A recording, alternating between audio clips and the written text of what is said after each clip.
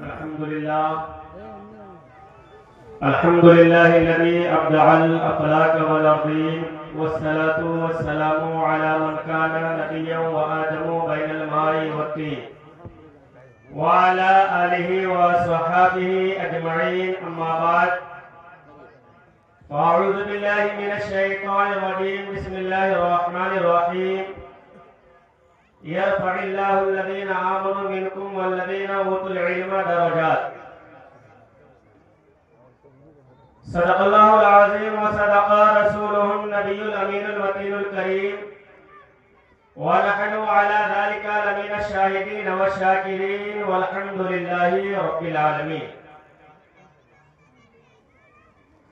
سرکار اعلیٰ حضرت امام عشق و محبت مجدد اعظم دین و ملت ارشاد فرماتے ہیں سرور کہوں کہ مالک و مولا کہوں تجھے،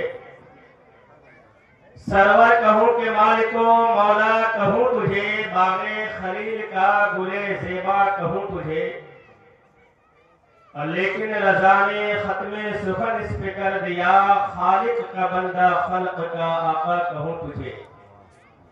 محترم حضرات، آپ تمامی حضرات کو معلوم ہے کہ آج کی یہ پاکیزہ محفل ایک عظیم مقصد کو لے کر کے انعقاد کیا گیا ہے، جس کی حالات اور وقت کے حساب سے سخت ضرورت ہے. آپ اسٹیج پہ بہت سارے علماء کرام، حفاظ کرام تشریف فرما ہے. میرے استاد محترم استاد العلماء حضرت علامہ مولانا علی امام قادری صاحب قبلہ، خلیفہ حضور قائد ملت پیکر خلاص و محبت حضرت علامہ مولانا حامد رضا مصباحی صاحب قبلہ بھی تشریف فرما ہے، اور دیگر علماء کرام. میں سب کی دعاؤں کا طالب ہوں. تھوڑی دیر کے لیے آپ تمامی حضرات کے سامنے میں آیا ہوں. آئیے کچھ سننے اور سنانے سے پہلے ہم آپ لے کر ایک مرتبہ نبی آخر الزمان صلی اللہ تعالی علیہ وسلم کی مقدس بارگاہ میں انتہائی عقیدت و محبت کے ساتھ درود پاک کا نذرانہ پیش کریں. پڑھے بآوازِ بلند اللہم صلی علی سیدنا شفیعنا حبیبنا نبینا مولانا محمد بارک وسلم صلو علیہ صلاۃ و سلام علیک یا رسول اللہ صلی اللہ تعالی علیہ وسلم. الحمدللہ آج کے اس پاکیزہ بزم میں ایک سے ایک مقدس علماء کرام تشریف لانے والے ہیں. آپ سب کو انشاءاللہ سب کی زیارت کریں گے. یہ جو محفل ہے تعلیم نسواں بیداری کانفرنس کے نام سے، اور ہم سب بخوبی جانتے ہیں کہ انعقاد کرنے والے جس نے اس پاکیزہ بزم کو سجانے میں بڑی محنت کی ہے، برادر محترم خلیفہ حضور شیر نیپال و حضور جانشین حضور سراج ملت قاری شکیل احمد رضوی سراجی صاحب نے، اور ان کے ساتھ ہمیشہ ہر قدم پہ رہنے والے خلیفہ حضور قائد ملت حضرت علامہ مولانا حامد رضا مصباحی صاحب کی بڑی محنت ہے. اللہ قبول فرمائے. برادران ملت اسلامیہ، میں یہ کوئی تعریف نہیں بلکہ میں قاری شکیل احمد صاحب کو بہت دنوں سے جانتا ہوں. وہ ایسی بارگاہ کے پروردہ ہے کہ جس بارگاہ میں تعلیم کے ساتھ ایمان و عقیدہ کی حفاظت کے ساتھ اس بارگاہ میں یہ ضرور سکھایا جاتا ہے کہ تمہارا مقصد تعلیم حاصل کرنے کے بعد، پڑھنے کے بعد مقصد دولت کمانا نہیں ہونا چاہیے، بلکہ سب سے پہلا مقصد یہ ہونا چاہیے کہ ہم جو تعلیم حاصل کر رہے ہیں، ہم جو رسول کریم صلی اللہ تعالی علیہ وسلم کے وارث بن رہے ہیں، اس کا مقصد یہ ہونا چاہیے کہ ہم قوم کی اصلاح کریں، خدمت خلق کریں، قوم کے اندر ایسا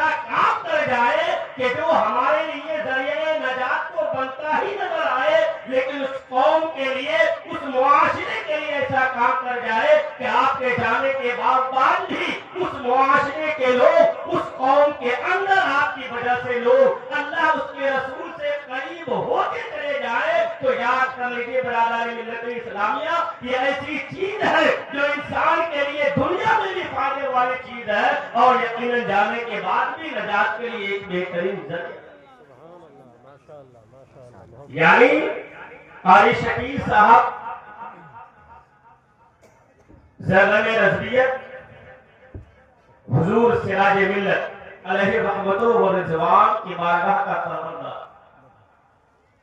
حضور سراج ملت کی زندگی کو بھی آپ دیکھیں گے, میں وہاں نہیں جانا چاہتا ہوں, اشارہ کر رہا ہوں.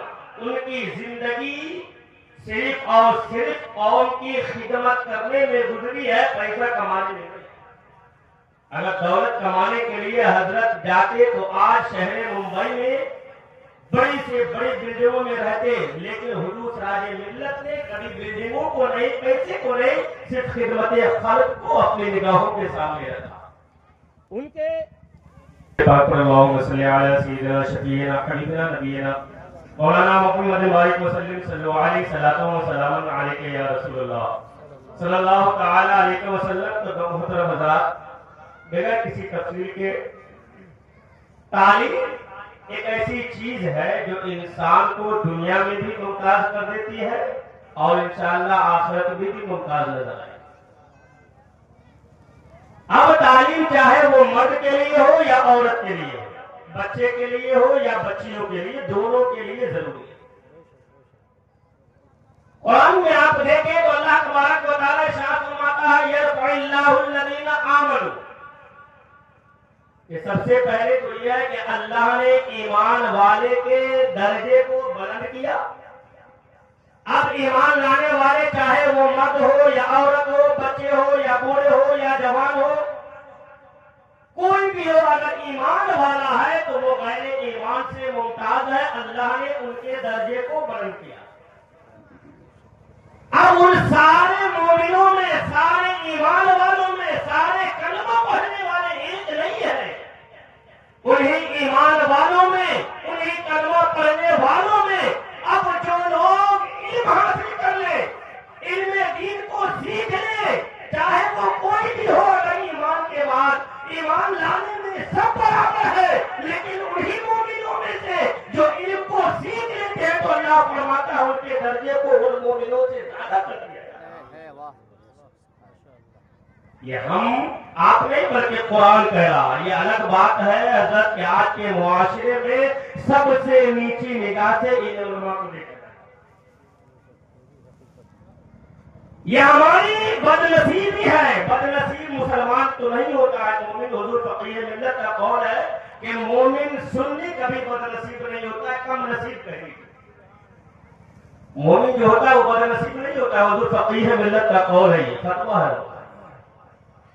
یہ ہماری کم نصیبی ہے کہ آج جو ہمارے قائد ہیں, ہمارے سربراہ ہیں, ایمان بچانے کے لیے, جنت دلانے کے لیے, اللہ سے قریب کرنے والے لوگ ہیں, آج ان کو ہم دور رکھے ہوئے ہیں. تو آج دنیا ہمیں دور کرتے ہوئے نظر آئے.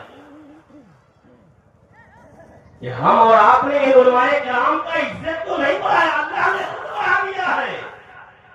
اور حدیث پاک ہے, ہم اور آپ کو دعوے کا تھوڑی سی دولت آ جائے, پیسہ آ جائے, عہدہ آ جائے, اگرچہ ہم پڑھے لکھے نہیں ہو, صدر بن جائے, سیکریٹری بن جائے, تو کہتے ہیں کہ ہم سے اچھا کوئی نہیں ہے. لیکن حدیث سے آپ پوچھے, اللہ کے رسول کے فرمان کو آپ دیکھیں کہ پوری دنیا کے اندر میں سارے لوگ تو کہتے ہیں کہ ہم اچھے ہیں. اچھے تو دور کی بات ہے. حضرت شیخ سعدی کا قول ہے کہ اگر دنیا سے عقل کو ختم کر دیا جائے, عقل کو اٹھا لیا جائے, پھر بھی کوئی اپنے آپ کو بیوقوف نہیں کہے گا. لیکن کوئی لاکھ کہہ لے کہ ہم اچھے ہیں, لیکن حدیث رسول سے پوچھے تو اعلان کرتا ہوا نظر آئے گا, خیرکم من تعلم القرآن وعلمہ, کہ تم میں بہتر لوگ وہی ہے جو قرآن سیکھے اور دوسروں کو سکھائے. برادران ملت اسلامیہ, تعلیم لڑکیوں کے لیے سخت ضرورت ہے آج کے حالات کے حساب سے, لیکن ہم نے ان کی قدر کو گھٹا دیا. کیسے گھٹا دیا؟ آپ نے دیکھا ہوگا کہ اگر کوئی دکان کرے, کاروبار شروع کرے, تو انسان اپنی دکان میں اسی چیز کو رکھتا ہے جو اس علاقے میں جس چیز کا ڈیمانڈ ہے. اگر کسی نے کپڑے کا دکان کیا، اگر ممبئی میں 5,000 کا سوٹ وہاں ڈیمانڈ ہے تو یہاں 5,000 کا نہیں، بلکہ علاقے میں غریب کے اعتبار سے، لاچار کے اعتبار سے زیادہ مہنگے کپڑے کو نہیں، بلکہ علاقے کے اعتبار سے لوگ اپنے دکان میں سامان کو رکھتے ہیں۔ کیوں؟ اس کی ڈیمانڈ ہے۔ آج ہم نے علم دین کی اہمیت کو بتا دیا، قیمت کو بتا دیا، علماء کی اہمیت کو کم کر دیا۔ آپ نے دیکھا ہوگا کسی نے کرانہ دکان کھولا ہے تو زیادہ قیمتی سامان کو دکان کے اندر رکھتا ہے تالا سے بند کر کے، لیکن نمک کا بورا انسان دکان پہ ایسے ہی چھوڑ کر کے چلا جاتا ہے۔ کیوں؟ اس نمک کی زیادہ کوئی قیمت نہیں ہے، کوئی اہمیت نہیں ہے۔ آج ہم اپنے بچیوں کو میٹرک کا ایگزام دلانے کے لیے، انٹر کرانے کے لیے، دنیاوی تعلیم دینے کے لیے گھر سے 10 کلومیٹر دور بھیجنے میں بھی ہمیں شرم محسوس نہیں ہوتی ہے، ہمیں خوف نہیں ہوتا ہے۔ جہاں یقین ہے کہ وہاں برائی ہوتی ہے، جہاں زیادہ گمان ہے کہ ہماری بچیاں وہاں سے بہک سکتی ہے، ہمارے بچیوں کے ساتھ برا ہو سکتا ہے، لیکن ہمیں پرواہ نہیں ہے، ہمیں شرم نہیں ہے، ہمیں خوف نہیں ہے۔ لیکن بچیاں 10 سال کی ہو جائے، 12 سال کی ہو جائے تو سب سے پہلا کام ہم یہ کرتے ہیں کہ مدرسہ جانا اسے بند کرانا۔ کیوں؟ جہاں برائی کا اندیشہ نہیں ہے وہاں تو ہم نے منع کر دیا۔ آج ہم علماء کی قدر و قیمت کو اتنا کم کر دیے ہیں کہ کوئی اپنے بچے کو عالم بنانا پسند نہیں کر رہا ہے۔ آپ ان علماء سے پوچھیں تو حقیقت معنوں میں ان کا بھی یہی قول ہوگا کہ اپنے بچے کو میں عالم بناؤں گا تو صحیح، لیکن اس لائن میں نہیں رکھوں گا، بہت پریشانی۔ اس لیے اگر علم دین کو بڑھانا ہے، تعلیم میں بیداری لانا ہے تو سب سے پہلے اس کی قیمت کو بڑھانا ہوگا، اس کی اہمیت کو بڑھانا ہوگا۔ بڑی مختصر میں بیان کر دوں کہ آج علم دین اور تعلیم کو گھٹانے میں ہمارا سب سے بڑا ہاتھ ہے، غیر کا نہیں۔ وہ تو بدنام ہے کہ مدارس بند کر رہے ہیں، ہم نے خود بند کر دیا۔ مدارس قائم کرنے کا کمال نہیں، جب بچے پڑھے ہی نہیں، معاشرے کے لوگ پڑھے ہی نہیں تو کیا فائدہ، وہ بند ہی سمجھ لیجیے۔ ہم نے کم کیا ہے۔ آج ہم لڑکی دیکھنے جاتے ہیں شادی کے موقع پہ تو سب سے پہلا سوال ہوتا ہے کہ انٹر یا میٹرک پاس ہے۔ ڈیمانڈ اب کس چیز کا ہے معاشرے میں؟ انٹر کا۔ ڈیمانڈ کس چیز کا ہے؟ میٹرک کا۔ تو کیا ضرورت ہے بچے کو عالم پڑھانے کی جب اس کا ڈیمانڈ ہی نہیں ہے؟ کیا ضرورت ہے بچے کو حافظہ بنانے کی جب اس کی ڈیمانڈ ہی نہیں، اس کی قیمت ہی نہیں ہے؟ اگر آج بھی ہم اپنے بچے کے لیے رشتہ ڈھونڈنے جائیں اور سوال کریں کہ بچی قرآن پڑھنا جانتی ہے کہ نہیں، نماز پڑھنا جانتی ہے کہ نہیں، بچی عالمہ ہے کہ نہیں، بچی کو ساس کا ادب معلوم ہے کہ نہیں، بچی کو سسر کا ادب معلوم ہے کہ نہیں، بچی کو شوہر کے حقوق معلوم ہے کہ نہیں، اگر آج ہم سوال کرنا شروع کر دیں، خدا کی قسم جس طریقے سے ہم بچیوں کو باہر بھیج کر کے انٹر کراتے ہیں، قسم خدا کی کہتا ہوں اگر ہمارا ڈیمانڈ ہو جائے، ہماری قیمت ہو جائے، ہم اپنی بچیوں کو دین کی تعلیم بھی سکھاتے ہوئے نظر آئے۔ اس لیے سب سے پہلے قیمت کو بڑھائے، اس کے بعد جب ہماری بچیاں پڑھ لے گی، بچیوں کا، لڑکیوں کا بہت روپ ہوتا ہے، بس 2 منٹ وہ بچیاں نہ سمجھے، کل وہ کسی کی بیوی بنے گی، کل وہ کسی بچے کا ماں بنے گی، کبھی وہ ساس بنے گی، کبھی بہو بنے گی۔ اب اگر اپنے بچوں کو ہم کسی دکان میں بیٹھائیں گے تو پہلے اسے دکان کا تجربہ سکھا دیتے ہیں نا، تاکہ بچے دکان کو برباد نہ کرے، نقصان نہ کرے، بتا دیا جائے۔ ہم اپنی بچی کو جب کسی کے یہاں بھیج رہے ہیں تو ہمارے لیے ضروری یہ ہے کہ اپنے بچیوں کو ہم شوہر کے حقوق بتا دیے جائے، بچیوں کو بچے کی پرورش کا طریقہ بتا دیا جائے، بچیوں کو ساس کا ادب بتا دیا جائے۔